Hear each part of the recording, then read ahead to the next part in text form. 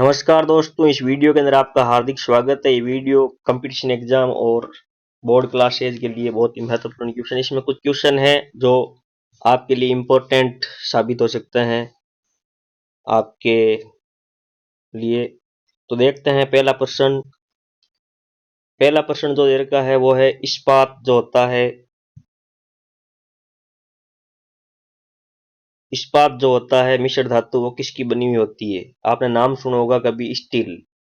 Steel जो किसका बना हुआ होता है? तो स्टील जो होता है इसके अंदर आपके एक आयरन होता है, इसके अंदर क्रोमियम होता है, निकल होता है। इसके अलावा आप ध्यान रखोगे मैग्नीज और कार्बन की मात्रा भी मिलाई जाती है। तो इसके अंदर आप याद रख सकते हो फेनिकर,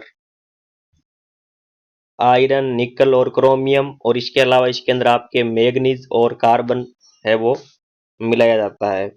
चलते हैं अगले प्रश्न की तरफ।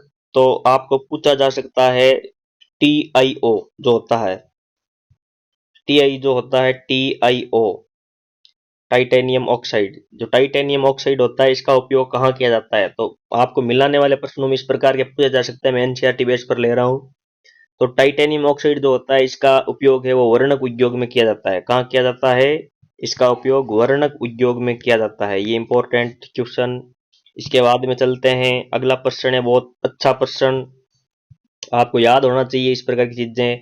जो शुष्क बैटरी होती है उससे शुष्क बैटरी के अंदर मैग्नीज के ऑक्साइड का उपयोग किया जाता है। मैग्नीज डाइऑक्साइड जो होता है इसका उपयोग जो है शुष्क बैटरी जो होते हैं हमारे जो सेल होते हैं इन सेलों के अंदर मैग्नीज डाइऑक्साइड का उपयोग किया जाता है। अच्छा प्रश्न।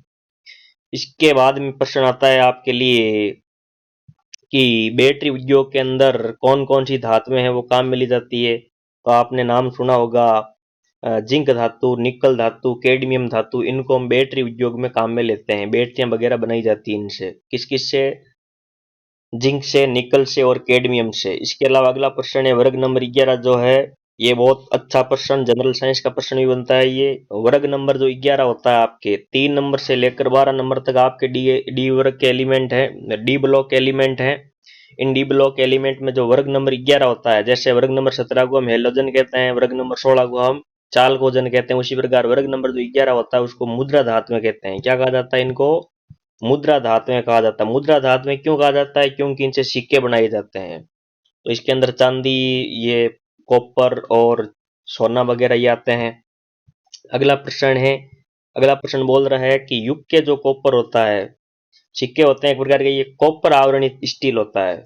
यानी कि स्टील है और इसके ऊपर आवरण चढ़ा दिया जाता है किसका? कॉपर का। तो ये ध्यान रखना है। उसके बाद में भाई एक प्रश्न आता है आपके युग के सिल्वर। ये युग के कॉपर था, ये है युग के सिल्वर। तो युग के सिल्वर क्या होता है? इसमें कॉपर और जो निकल होता है इसकी मिश्र धातु के सिक्के बनाए जाते हैं।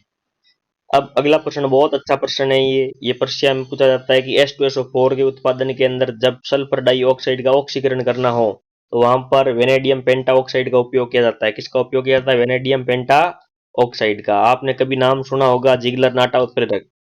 तो AlCH3 का होल 3 युक्त टाइटेनियम टेट्राक्लोराइड जो होता है ना, इन ये जिगलर नाटा उत्प्रेरकों का आधार होता है। बहुत अच्छा प्रश्न है ये कि एल्यूमिनियम CH3 का होल 3 और युक्त जो टाइटेनियम क्लोराइड होता है वो जिगलर नाटा उत्प्रेरक जो होते हैं उनका आधार होता है। ये याद रखें आप। इसके बाद में जो आपके प्रश्न आता है कि जो ये जिगलर नाटा उत्प्रेरक वगैरह जो है इनका काम काम में लिया जाता है, तो पॉली एथिलीन बनाने में या पॉलीएथीन बनाने में इसको काम में लिया जाता है। और इसके बाद में प्रश्न आता है आपके, आपने कभी नाम सुना होगा अमोनिया बनाने की हेबर मेथड। तो इसके अंदर नाइट्रोजन गैस और जो हाइड्रोजन गैस होती है इसके द्वारा अमोनिया बनाई जाती है। इसके अंदर याद रखें आप, जो आयरन होता है वो उत्प्रेरक के रूप में काम में लिया जाता है, और जो मोलिब्डेनम होता है इसको उत्प्रेरक वर्धक के रूप में काम में लिया जाता है। इसके बाद में जो अगला प्रश्न आता है आपके लिए मैं लेकर आया हूँ कि जो आपका एथाइन होता है, एथाइन, ठीक है, एथाइन क्या होता है? CH ट्रिपल बॉन्ड CH, ये होता है एथाइन। तो एथाइन का ऑक्सीकरण करके एथेनेल, एथेनॉल मतलब एल्डिहाइड, एल्डिहाइड बनाना है आपको। तो एथाइन का उपयोग करके एथेनेल है ना, एथाइन का ऑक्सीकरण करके आप एथेनेल बनाते हो। तो इसके अंदर PdCl2 जो है काम में लिया जाता है, उत्प्रेरक के रूप में PdCl2 काम में लेते हैं। ये वाकर प्रक्रम कहलाता है। क्या कहलाता है? वाकर प्रक्रम। और अंतिम जो प्रश्न है वो क्या कह रहा है आपके सामने कि जो फोटोग्राफी होती है उसके अंदर किसका उपयोग किया जाता है। तो याद रखना बच्चों, केमिस्ट्री में जो फोटोग्राफी होती है तो इसके अंदर हम सिल्वर ब्रोमाइड जो होता है ना, इसका उपयोग करते हैं। यह प्रकाश के प्रति संवेदनशील होता है काफी। और अगला प्रश्न है जो यहाँ छुप रहा है, मैं यही बता देता हूँ आपको। निकेल के जो संकुल होते हैं, निकेल एनआई के जो संकुल यौगिक होते हैं, उनका उपयोग जो कार्बनिक यौगिक होते हैं उनके बहुलकीकरण में किया जाता है। इस वीडियो को ज़्यादा से ज़्यादा आपको शेयर करना है, अपने मित्रों तक पहुंचाना है, और इसका दोबारा आप एक बार रिवीजन जरूर कर लें। आपके लिए काम की चीज़ें हैं, छोटी छोटी चीज़ें हैं, परंतु बहुत महत्वपूर्ण आने वाले आपके फ्यूचर के लिए जो एग्जाम है उनके लिए बहुत इंपॉर्टेंट होती है। धन्यवाद। जय हिंद, जय भारत।